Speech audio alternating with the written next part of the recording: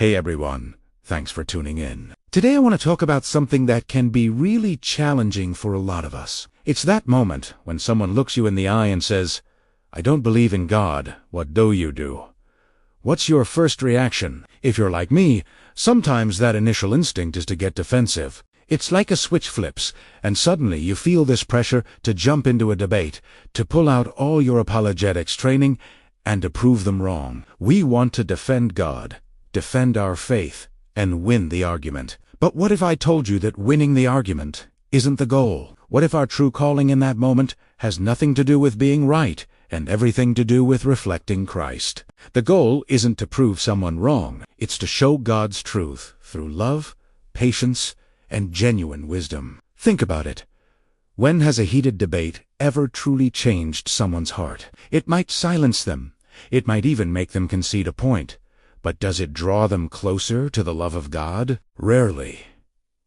One of the most important things I've learned is that many people who identify as atheists are rejecting God himself. They're rejecting a distorted picture of God that has been presented to them. They're rejecting a God of hypocrisy, a God of constant, harsh judgment, or a God who seems distant and silent in the face of suffering. They've seen Christians who are anything but Christ-like. They've heard sermons that are full of condemnation, but empty of grace. They've prayed prayers that felt like they were sent into a void. Their rejection often comes from a place of hurt, disappointment, or intellectual frustration with a version of faith that just doesn't add up. That's why our first response, our most critical response, must be compassion, not confrontation. Before we rush to give our answers, we need to listen, realities, ask questions.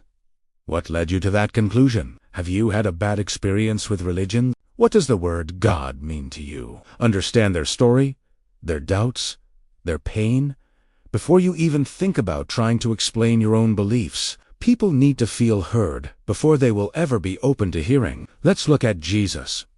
He is our ultimate example. Did Jesus ever force anyone to believe? Did he get into shouting machus with the skeptics of his day? No. He engaged them.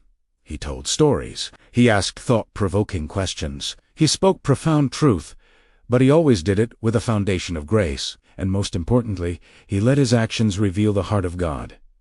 He healed the sick, ate with the outcasts, and washed his disciples' feet. His life was the argument. His love was the evidence. So, when you find yourself in a conversation with someone who doesn't believe, don't lean solely on logic and reason. Logic has its place, of course, but it can't be your only tool. Rally on love. The truth is, no philosophical argument is as powerful as a life that has been genuinely transformed by faith. That's your greatest testimony. You can share your story. You don't have to have a dramatic Damascus Road experience to have a powerful testimony. Just be real. Tell them what your life was like before and what has changed. Tell them about the peace you found, the hope that anchors you, or the strength you received during a difficult time. Talk about how your relationship with God has changed you from the inside out. It is incredibly difficult to argue with a changed life. They can debate theology, but they can't debate your personal experience. Humility is key in these conversations. It's perfectly okay. In fact, it's powerful to say, "You know what? I don't have all the answers. There are things about God and faith that I still wrestle with, but what I do know is that in Him, I've found a peace and a purpose that I couldn't find anywhere else." That kind of honesty and vulnerability can open hearts in a way that intellectual pride never could. It shows that your faith isn't a rigid set of rules you've memorized. It's a living, breathing relationship you're navigating, just like everyone else. It puts you on the same level, not as a teacher to a student, but as one traveler to another. What happens when they challenge the Bible? When they bring up contradictions or difficult passages? Your first instinct might be to start quoting verses to prove the Bible's historical accuracy and while those things are valuable to know, a more powerful response is to live out the very verses they're questioning. Let your life be the commentary. When the Bible talks about patience, show patience in the conversation, even if they're being abrasive. When it talks about kindness,